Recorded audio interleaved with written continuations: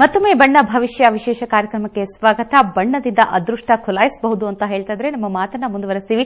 ದಯಾನಂದ್ ಅವರೇ, ನೀವಾಗಲೇ ಹೇಳ್ತಾ ಇದ್ರೆ ಮಕ್ಕಳು ಓದುವಂತಹ ಸಂದರ್ಭದಲ್ಲಿ ಯಾವ ರೀತಿ ಬಣ್ಣಗಳನ್ನ ಯೂಸ್ ಮಾಡಬೇಕು ಅನ್ನೋದು, ಮನೆಯ ಕೊಠಡಿಗಳ ಕಲರ್ ಆಗಿರಬಹುದು. ಈಗ ಮತ್ತೊಂದು ವಿಶೇಷ ಸಂದರ್ಭ ಅಂದ್ರೆ ಹೆಣ್ಣು ನೋಡಕ್ ಬರ್ತಾರೆ. ಈಗ ಸಾಕಷ್ಟು ಬಾರಿ ಕೂಡ ಮದುವೆ ಆಗ್ತಿರಲ್ಲ, ಗಂಡು ಒಪ್ತಾ ಇರಲ್ಲ, ಆ ತರ ಒಂದು ಕಷ್ಟಗಳು ಅನುಭವಿಸ್ತಾ ಇರ್ತಾರೆ. ಇದರಲ್ಲೂ ಕೂಡ ಬಣ್ಣ ಏನಾದ್ರೂ ವರ್ಕೌಟ್ ಆಗಬಹುದು? ಖಂಡಿತ ಆಗುತ್ತೆ. ಯಾಕಂದ್ರೆ ನೋಡಿ, ಹೆಚ್ಚಾಗಿ ನಾನು ಅಬ್ಸರ್ವ್ ಮಾಡಿರುವಂತದ್ದು, ಹೆಣ್ಮಗುನ ತೋರ್ಸ್ಲಿಕ್ಕೆ ಹೋದಾಗ ಇವ್ರು ಉಡಿಸುವಂತದ್ದು ಕೆಂಪು ಕಲರ್. ಆ ಕೆಂಪು ಬಣ್ಣ ಮೊದಲಿಗೆ ನಾವು ಹೇಳುವಾಗೆ ಒಂದು ಒತ್ತಡವನ್ನ ಕೊಡುತ್ತೆ. ಸೊ ನೋಡೋದಕ್ಕೆ ಚೆನ್ನಾಗಿ ಕಾಣುತ್ತೆ ಅಂತ ಅವ್ರು ಏನ್ ಮಾಡ್ತಾರೆ, ಕೆಂಪು ಬಣ್ಣ ಉಟ್ಬಿಡಪ್ಪ ಅಂತ ಹೇಳ್ಬಿಡ್ತಾರೆ. ನಿಜವಾಗ್ಲೂ ಹೇಳಿದ್ರೆ ಯಾವುದೇ ಹೆಣ್ಣು ಮಗುಗೆ violet is the best colour ಅಂತ ಹೇಳ್ತಾನೆ. ಅವಳು ಕಪ್ಪಿರ್ಬೋದು, ಬಿಳಿ ಇರ್ಬೋದು, ಅವಳಿಗೆ ತಿಳಿ ನೇರಳೆ ಬಣ್ಣ ಸೀರೆನ ಉಡಿಸಿದಾಗ ಆ ಹೆಣ್ಣು ಮಾರ್ವಲಸ್, ಅಯ್ಯೋ ಎಷ್ಟು ಚೆನ್ನಾಗಿದ್ದಾಳೆ ಇವಳು ಅನ್ಸತ್ತೆ. ಕಾರಣ ಏನು ಅಂತಂದ್ರೆ, ಯಾರು ನೇರಳೆ ಬಣ್ಣ ಹಾಕೊಳ್ ತಕ್ಷಣ ಅವರು ಸ್ವಾಮಿಗಳು ಹೇಳಿದಾಗೆ ಸಹಸ್ರಾದಳ ಫಂಕ್ಷನ್ಸ್ ಆಗತ್ತೆ, ಆ ಮುಖದಲ್ಲಿ ಮಂದಹಾಸ ಬರುತ್ತೆ, ಇದ್ದಂತ ದುರ್ಮಾನಗಳೇನಿತ್ತು, ದುಃಖ ಏನಿತ್ತು ಮರಿತಾಳೆ, ನಗ್ನಗ್ತಾ ಬಂದು ನಿಂತ್ಕೊಳ್ತಾಳೆ. ಆ ನಗ್ನಗ್ತಾ ನಿಂತ್ಕೊಂಡಾಗನೆ ಎಷ್ಟು ಚೆನ್ನಾಗಿದ್ದಾಳಪ್ಪ ಇವಳು ಅಂತ. ಮುಖದಲ್ಲಿ ನೋಡಿ, ಮುಖದಲ್ಲಿ ಮಂದಹಾಸ ಬೀರಿದಾಗ ಜಗನ್ಮೋಹನ ಅಂತಂದ್ರೆ ಪರಮೇಶ್ವರನು ಒಂದ್ಸರಿ ತಿರುಗಿ ನೋಡ್ತಾನಂತೆ. ಆ ಮಂದಹಾಸಕ್ಕೆ ಅಷ್ಟು ಪೂಜ್ಯತೆ ಇದೆ. Everything fails A smile gains ಅಂತ ಹೇಳ್ತಾರೆ. ಎಲ್ಲ ಕಳ್ಕೊಂಡಾಗ ಒಂದು ನಗನ ನಗೋಪ, ಒಂದು ಸಣ್ಣದಾಗಿ ನಗುವನ್ನ ನೀವು ಮಾಡಿ ಎಲ್ಲವನ್ನೂ ನೀವು ಗೆಲ್ಬಹುದು ಅಂತ ಹೇಳ್ತಾರೆ ಹಿಂದಿನವರು. ಸೊ ಹಾಗಾಗಿ ಏನಾಗುತ್ತೆ, ಆ ಮಂದಹಾಸ ಆ ವ್ಯಕ್ತಿಯ ಮೇಲೆ ಬಿದ್ದು ಆ ವ್ಯಕ್ತಿ ಹೇಳ್ತಾನೆ, ಈ ಹುಡುಗಿ ಇರ್ಲಿ ನನಗೆ. ಯಾಕೆಂತಂದ್ರೆ ಆ ತಿಳಿ ನೇರಳೆ ಬಣ್ಣ ನೀವು ಯಾವುದೇ ಸಿನಿಮಾ ಆಕ್ಟರ್ಗಳು ನೋಡಿ, ಆ ಹೆಂಗ್ಸನ್ನ ಬೇರೆ ಡ್ರೆಸ್ಗಳಲ್ಲಿ ನೋಡಿ ಒಂದು ತಿಳಿ ನೇರಳೆ ಬಣ್ಣ ಎಷ್ಟು ಚೆನ್ನಾಗಿ ಕಾಣ್ತಾಳೆ ಹೇಳು ಅಂತ. ಕಾರಣ ಏನಂದ್ರೆ ಆ ತಿಳಿ ನೇರಳೆ ಬಣ್ಣ ನಮ್ಮ ಮಾನಸಿಕ ಸ್ಥಿತಿಯ ಮೇಲೆ ತುಂಬಾ ನೆಮ್ಮದಿಯ ವಾತಾವರಣವನ್ನು ಕೊಡುತ್ತೆ. ಹೀಗೆ ಸಂಖ್ಯೆಗಳಲ್ಲೂ ಇದೇ ನಂಬರ್ಗಳನ್ನ ನಾವು ಪ್ರತಿಪಾದಿಸ್ತೇವೆ. ಲಕ್ಕಿ ನಂಬರ್ ಹಾಗೆ ಸಂಖ್ಯೆಗಳಾಗಿ ಇದು ಬರುತ್ತೆ. ಮತ್ತು ಮುಖ್ಯವಾಗಿ ನಾವು ಹೇಳುವಂತದ್ದು, ಹೆಚ್ಚಾಗಿ ಇಂದಿನ ಕಾಲದಲ್ಲಿ ಬಿಳಿ ಬಣ್ಣವನ್ನೇ ಮಾಡ್ತಿದ್ದು. ಈಗ ಆಧುನಿಕತೆ ಬಂದಿದೆ, ನಮ್ಗೆ ಇಷ್ಟ ಬಂದಂತ ಬಣ್ಣ ಬಂದಿದೆ. ಹೇಗಂದ್ರೆ ಹೊಡೆಯುವಂಥದ್ದು, ಮನೆಯ ಹೊರಗಡೆ ಯಾವ ಬಣ್ಣ ಬೇಕಾದ್ರೂ ಹೊಡಿಬಹುದು. ಹೆಚ್ಚಾಗಿ ಕೇಸರಿ ಬಣ್ಣ ಹೊಡ್ಕೊಳ್ತೀರಿ. ಏನಕ್ಕಪ್ಪ ಅಂದ್ರೆ ದೃಷ್ಟಿ ವಾಸ್ತು ಬಣ್ಣ ಸಾರ್ ಅಂತಾರೆ. ನಿಜವಾಗ್ಲೂ ವಾಸ್ತು ಬಣ್ಣ ಅಂತ ಎಲ್ಲೂ ಇಲ್ಲ. ಸೊ ವಾಸ್ತು ಬಣ್ಣ ಅನ್ನೋದಕ್ಕಿಂತ ಅದು ದೃಷ್ಟಿ ದೋಷವನ್ನ ಅವಾಯ್ಡ್ ಮಾಡುತ್ತೆ ಅಂದ್ರೆ ಸರಿ ಅದು. ಸೊ ಅದು ವಾಸ್ತು ಬಣ್ಣ ಅಂತ ಇವರು ತಪ್ಪು ಕಲ್ಪನೆಯಲ್ಲಿ ಮಾತಾಡ್ತಾರೆ. ಮನೆಯ ಹೊರಗಡೆ ನೋಡ್ರೆ ಎಲ್ಲೋ ಒಂದ್ ಕಡೆ ಒಂದು ಎಲ್ಲೋ ವೈಲೆಟ್ ಅಂತಂದ್ರೆ ನಾವು ಎಲ್ಲೋ ಕಲರ್ ಅಂತ ಮಾಡ್ಕೊಳ್ತಾರೆ, ಅಥವಾ ನಮ್ಮ ಆಂಜನೇಯನ ಮೋತಿ ಬಣ್ಣ ಕೇಸರಿ ಬಣ್ಣನ ಹೊಡ್ಕೊಳ್ತೀವಿ ನಾವು. ಅಂದ್ರೆ ದೃಷ್ಟಿ ದೋಷವನ್ನ ಅವಾಯ್ಡ್ ಮಾಡುತ್ತೆ. ಆಕ್ಚುಲಿ ಅದು ಆ ಆರೆಂಜ್ ಬಣ್ಣ ತಡೆಗಟ್ಟುವ ಶಕ್ತಿ ಇದೆ.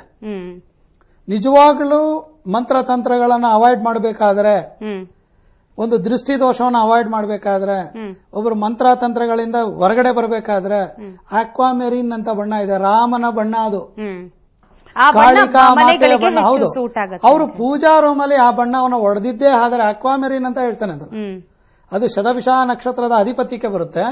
ಅಕ್ವಾಮೆರಿನ್ ಅಂತ, ಡೀಪ್ ಬ್ಲೂ ಅಕ್ವಾಮೆರಿನ್ ಅಂತ ಹೇಳ್ತಾನೆ. ಅದನ್ನೇ ನಾವು ಗ್ರೀನ್ ಅಕ್ವಾಮೆರಿನ್ ಅಂತ ಹೇಳ್ತೇವೆ. ಎರಡು ಬಣ್ಣ ಇದೆ. ಈ ಎರಡು ಬಣ್ಣವನ್ನ ಅವ್ರ ಕೋಣೆಯಲ್ಲಿ ಧ್ಯಾನದ ಮಂದಿರದಲ್ಲಿ ಹೊಡೆದಿದ್ದೇ ಆದ್ರೆ ಅವ್ರ ಮಂತ್ರ ತಂತ್ರ ಯಂತ್ರಗಳು ಏನೇ ಇದ್ರೂ ಒಂದು ಆತಂಕ ಏನಿದೆ ಅದರಿಂದ ಹೊರಗಡೆ ಬರಬಹುದು, ತಡೆಗಟ್ಟುವಂತ ಶಕ್ತಿ ಅದಕ್ಕೆ, ಆ ಶಕ್ತಿ ಇದೆ ಅದಕ್ಕೆ. ಓಕೆ, ಇನ್ನು ಗುರುಜಿ, ಬಣ್ಣಗಳ ಅದೃಷ್ಟ ತರುತ್ತೆ ಅಂತ ಹೇಳೋದಾದ್ರೆ, ನೀವಾಗ್ಲೇ ಹೇಳಿದ್ರೆ ಆಸ್ಪತ್ರೆ ಒಂದು ಕಲರ್ ಅಂತ ಹೇಳಿದ್ರೆ, ಹಾಗಾದ್ರೆ ಬಣ್ಣಗಳಿಂದ ರೋಗಗಳು ಕೂಡ ವಾಸಿ ಆಗಬಹುದು? ಖಂಡಿತ ವಾಸಿ ಆಗುತ್ತೆ. ಹೀಗೇನಾಗುತ್ತೆ, ಹಾಗೆ ಹುಚ್ಚರು ಅಂತ ನಾವು ಹೇಳಬಹುದು, ಅಥವಾ ಅವರು ಮತಿ ಹೀನರು ಅಂತ ಹೇಳಬಹುದು. ಅದರಿಂದ ಅಂತ ಒಂದು ಜನಗಳಿಗೆ ಒಂದು ಸಹಸ್ರಾರ ಚಕ್ರದಲ್ಲೇ ತೊಂದರೆ ಆಗಿರುತ್ತೆ. ಅದು ವೈಲೆಟ್ ಕಲರ್. ಆ ವೈಲೆಟ್ ಕಲರ್ ಎಲ್ಲಿರುತ್ತೆ, ನೀಲಿ, ತಿಳಿ ನೀಲಿ ಅಂತ ಹೇಳ್ಬೋದು, ಅಥವಾ ನೇರಳೆ ಬಣ್ಣ ಅಂತ ಹೇಳ್ಬೋದು. ಈ ನೇರಳೆ ಬಣ್ಣದ ಒಂದು ಬಣ್ಣಗಳ ಗೋಡೆಗಳ ಬಣ್ಣಗಳನ್ನ ಮಾಡಿ ಅದ್ರಲ್ಲಿ ಅವ್ರು ಇದ್ದಿದ್ದೇ ಆದ್ರೆ, ಅಥವಾ ರಾತ್ರಿ ಮಲಗುವಾಗ ಯಾರೇ ಆಗ್ಲಿ ಮನೆಯಲ್ಲೂ ಸಹ ಮಕ್ಕಳಿಗೆ ಓದೋ ಅಭ್ಯಾಸ ಇಲ್ಲ, ಅಥವಾ ವಿದ್ಯಾಭ್ಯಾಸ ಸರಿಯಾಗಿ ಬರ್ತಾರೆ, ಅಥವಾ ಮರು ಜಾಸ್ತಿ ಇರುತ್ತೆ, ಇದೆಲ್ಲಿರುತ್ತೆ ಮೆದುಳಿಗೆ ಸಂಬಂಧಪಟ್ಟಿರುವಂತದ್ದು. ಅಂತಾರೆ ಏನ್ ಮಾಡ್ಬೇಕು, ಮಲಗಬೇಕಾದ್ರೆ ಲೈಟ್ ಅಂತ ಹೇಳ್ತೀವಿ, ಆ ಒಂದು ನೇರಳೆ ಬಣ್ಣದ ಲೈಟ್ ಅನ್ನು ಹಾಕೊಂಡು ಆ ಬೆಳಕಲ್ಲಿ ಬೆಡ್ ಲೈಟ್ ಅಂತ ಹೇಳ್ತೀವಿ, ಮಲಗೋದ್ರಿಂದ ಖಂಡಿತವಾಗಿ ಅದರಿಂದ ಇಂಪ್ರೂವ್ ಆಗುತ್ತೆ. ಮತ್ತೆ ಇವ್ರು ಏನ್ ಔಷಧಿ ತಗೊಂತಾ ಇದಾರೆ ಅದರಿಂದ ಇನ್ನೂ ಬೇಗ ವಾಸಿ ಆಗಲಿಕ್ಕೆ ಅನುಕೂಲ ಆಗುತ್ತೆ ಅಂತ ಹೇಳ್ಬೋದು.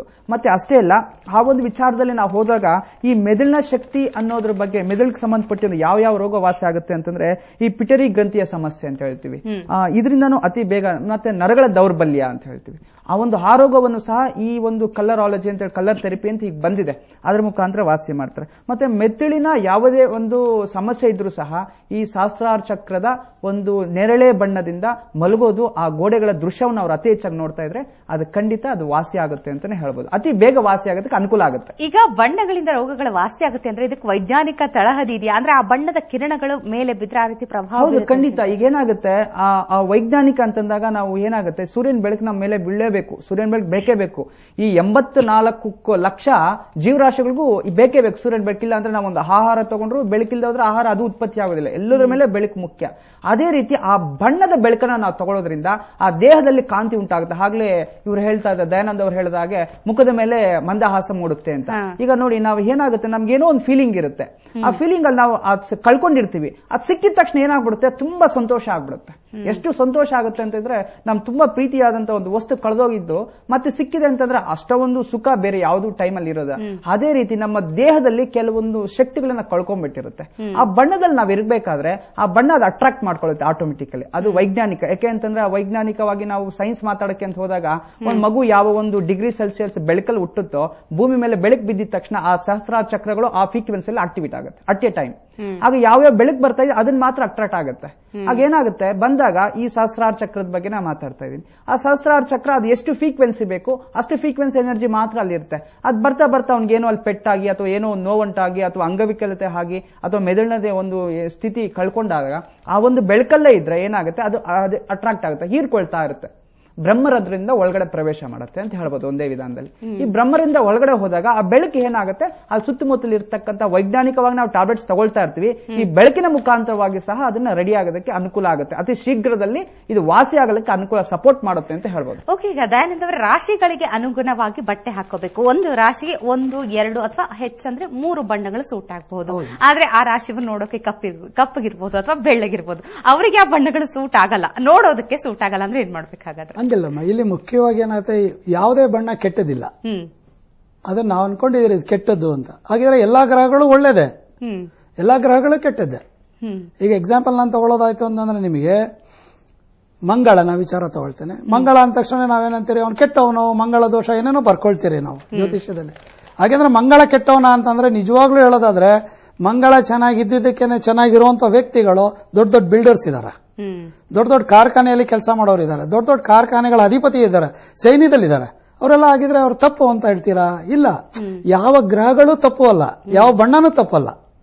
ನೋಡಿ, ಅದಕ್ಕೆ ನಮ್ಮಲ್ಲಿ ಒಂದೇ ಒಂದು ಉದಾಹರಣೆ ನಿಮ್ಗೆ ಕೊಡ್ಲಿಕ್ಕೆ ಇಷ್ಟಪಡ್ತೇನೆ. ವಿವಾಹದಲ್ಲಿ ಧಾರೆ ಆಗುವಾಗ ಶ್ವೇತ ವಸ್ತ್ರಧಾರಿಯಾಗಿ ಬರಬೇಕು ಅಂತ ನಮ್ಮ ನಿಯಮ ಇದೆ, ಹಿಂದೂ ಸಂಪ್ರದಾಯ. ಈವನ್ ಕ್ರಿಶ್ಚಿಯಾನಿಟಿ ಸೇಸ್ ದಟ್ ಹೆಣ್ಣು ಮಗು ಬಿಳಿ ಶ್ವೇತ ವಸ್ತ್ರಧಾರಿಯಾಗಿ ಬರಬೇಕು ಅಂತ ಹೇಳುತ್ತೆ. ಯಾಕೆ ಬಿಳಿ ವಸ್ತ್ರವನ್ನೇ ತೆಗೆದುಕೊಂಡ್ರಲ್ಲಿ? ಹೇಳ್ಬೋದಿತ್ತಲ್ಲ, ನಿಮ್ ಕಲರ್ ಅದನ್ನ ಕೊಡಿ, ಇದು ಕೊಡಿ. ನಮ್ಮ ಹಿರಿಯರು ಅಂದ್ರೆ ಪೂರ್ವಜರು ತುಂಬಾ ಬುದ್ಧಿವಂತಿಕೆಯಲ್ಲಿ ಎಲ್ಲಾ ಒಂದು ಶಾಸ್ತ್ರ ಸಮ್ಮತವನ್ನು ಮಾಡಿದ್ದಾರೆ. ಅಲ್ಲಿ ನಮಗೆ ನಿಜವಾದ ಜೀವನ ಪ್ರಾರಂಭ ಆಗೋದು ಹಾಗಳಿಗೆಯಿಂದ. ಆ ಮುಹೂರ್ತ ಅಂತ ಏನ್ ಕಳಿತೀರಿ, ಅಲ್ಲಿಂದ ಅವ್ರ ಜೀವನ ಪ್ರಾರಂಭ ಆಗುತ್ತೆ.